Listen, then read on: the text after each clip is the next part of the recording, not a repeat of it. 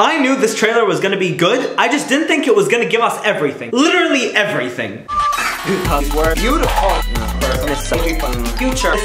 Whatever. My regular niffler. Hello beautiful people, how's it going? I'm back with another video. Today we are going to be breaking down every single scene from the new Fantastic Beasts: The Crimes of Grindelwald trailer, which came out last night. If you guys want to see my initial reaction to the trailer, which by the way was insane, I will leave a link in the description box below. It's here on my channel. You can go check that out, but for now what we're going to do is we're going to break down every single scene. I've taken notes on my phone right here and we are going to go through this whole journey. As I said before, I was so surprised by this trailer because it genuinely gave us so much new information, which I honestly was so shocked about. In fact, there may be a huge spoiler to The Crimes of Grindelwald, which I think maybe Warner Brothers didn't know they were gonna put into the trailer, because I don't know, it was a lot of information, and when I saw it I was like, are you sure you did the right thing? So basically the way I've organized my notes is I have listed it in chronological order. I watched the trailer over and over and over again until I came up with a couple of ideas that I wanted to talk about, and you should know there are a lot. So without further ado, this is my full breakdown of the Fantastic Beasts: The Crimes of Grindelwald trailer. So firstly, the trailer starts off with a view of Hogwarts. From the get-go, essentially, you see Dumbledore in the Defense Against the Dark Arts classroom, which I thought was interesting, and he's being interrogated by Ministry men. I'm assuming they're Ministry men. What I wanted to say about that is the Ministry have always been on Dumbledore's case and it's getting annoying. But from that moment, I already knew that this trailer was going to be good because it not only showed us Hogwarts, but it showed us Dumbledore and the Ministry and how they're treating him essentially, which I think is completely unbelievable. Props to David Yates for the unbelievable cinematography. That shot when the gates are opening and the Ministry is walking in, it just shocks me. Genuinely shocks me.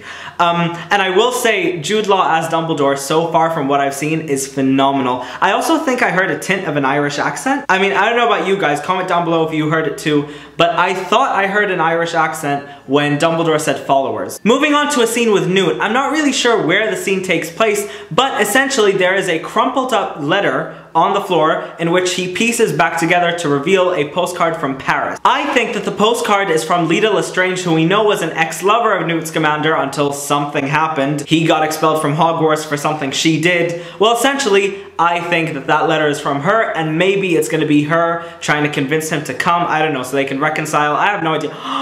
Maybe it's a wedding invitation for her and Theseus since they're engaged. Oh, you know what? What if the ballroom from later is their wedding?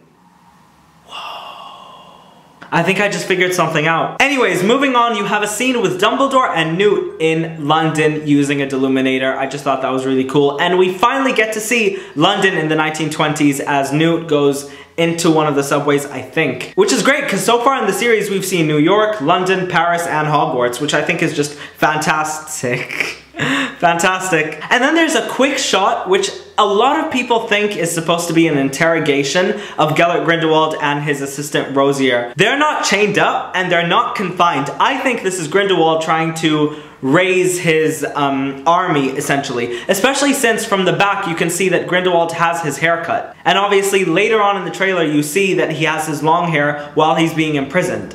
So essentially, I think this is from a later scene in the movie as Grindelwald is gearing up to fight the fight of all fights. And by the way, I don't know Rosier's character, but just on the way she looks and the way she stands, even though it's from a mile away, I'm gonna love her. She is my new Bellatrix. Let's do this. And here's something that really gets to me. There's a shot in which Dumbledore is mimicking lines like, Newt, there will come a time when you need to pick a side. And when he says pick a side, there's this really shady shot, which by the way, I love, well done to cinematography, of Tina just kind of like looking around all suspiciously. And the camera just pans around her and it's like, what are you up to, Tina? What are you doing? And now that I think about it, Tina's really shady in this trailer. Fantastic Beasts is gonna be the end of me. And of course, Jacob is back. There's a shot in which Jacob and Newt, I think, are in their suitcase. Apart from the fact that they're literally just like walking around in the gutters. I'm assuming this is in Paris, but it's also something that I wanted to mention. This movie feels like a heist and I can't repeat it enough. Just the fact that all of these little tiny details, we got so much in this trailer because I feel like this movie covers so much. So when we do see Jacob, we see a lot of beasts. I don't know what any of these beasts' names are, although one of them looked a lot like a Fooper, so Might be a fooper, but I'm not sure. But I'm glad that the beasts are still gonna be slightly included in the films. I imagine that one day Grindelwald is gonna show up to Newt and be all like, I'm gonna hit you where it really hurts, and he's gonna take the beasts, and that's gonna be like a climax. In fact, quote me on this. If this is a climax of one of the 4 following movies, you guys owe me. Now here's the next big thing. Credence and the Maledictus. I understood that Credence was gonna be back in this movie. I didn't know that he was gonna be such a controlling badass. So essentially we see a shot of Credence controlling his Obscurial and releasing it out while the Maledictus obviously watches over. Something that not a lot of people mentioned is that the window of the place they're on is broken. So maybe they've just escaped from the circus that you see later on. I have no idea. Also, if you notice in that same scene, when the camera switches angles, the Eiffel Tower is right there. How amazing is that? And then, obviously, there's one of my favorite shots in the entire trailer. Again, well done cinematography. Where literally Queenie walks into the Ministry of Magic, the Paris one, and it's literally the nicest Ministry of Magic I've ever seen in my whole entire life. Now let's talk about the ballroom, which, after what I said before, I now think is the wedding between Theseus and Leta Lestrange. And if so, I hate you guys. Cause don't hurt my boy Newt. My boy Newt deserves the world. Him and his beasts. Oh, he doesn't need you. I love the inclusion of the magical world. I mean, this dancer whose dress is just like flowing everywhere, and Leta Lestrange looks so good. Zoe Kravitz is so unbelievably hot, and so the fact that she's in this movie is a plus for me, to be honest with you. And then it links us back to this wizard circus, this unbelievable wizard circus, which we know was going to be included in the first, but then they moved it to the second, where essentially Credence is a main act, and so is the Maledictus. One thing that I like the most about this trailer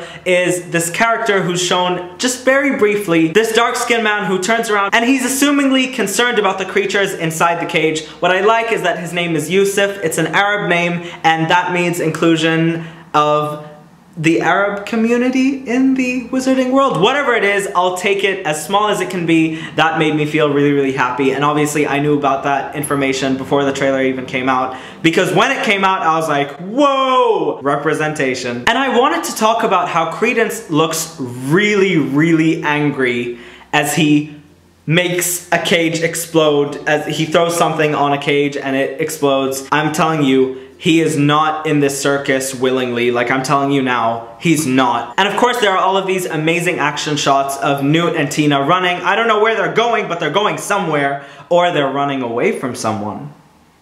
Maybe Gellert Grindelwald. And then here's the weird bit. There's a scene of Dumbledore inside a tunnel with all of these projections of a family tree on it.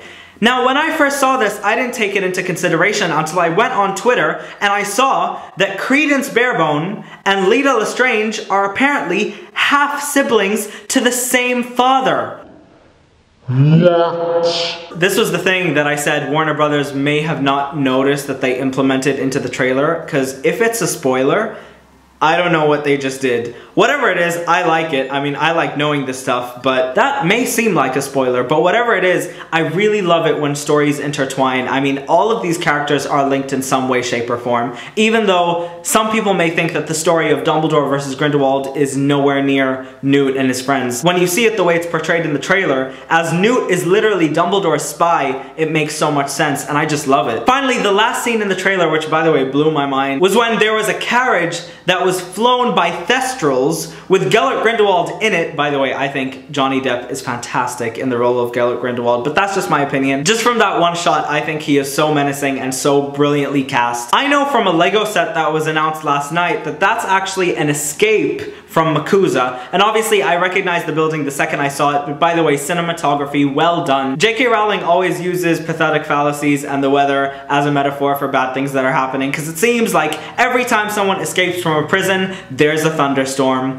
I wonder why. And then, when you think it's enough, no, it's not enough, because they show you this whole montage of Newt and his brother in a graveyard throwing their wands into the earth, and this big like red laser thing starts shooting out of the sky, and then we get the Deathly Hallows symbol, and then Fantastic Beasts: The Crimes of Grindelwald. Overall, there's so much to unpack with this trailer, and I tried to do it as best as I can for you all. I will be making a whole lot more of these trailer videos because this trailer needs to be dissected, especially for people like me who are really into the Wizarding World and the Fantastic Beasts world, which by the way now is the Wizarding World. I really do enjoy the rebranding, and I love the new logo with the book and all the wands. I think that's fantastic. And didn't I tell you guys a month ago that Fantastic Beasts and the Harry Potter world were rebranding for sales? I literally told you guys that. I started to notice it, and now we finally have it. This is amazing. It's amazing to have all of this rebranded stuff come in. It just shows me that the Wizarding World will never come to an end, and I can continue to make amazing videos for all of you beautiful people. And there you have it, guys. That was my video on my breakdown of the new Fantastic Beasts trailer. If you enjoyed it, please leave me a like and a comment down below, and subscribe to my channel to see a lot more Harry Potter content. Bye guys!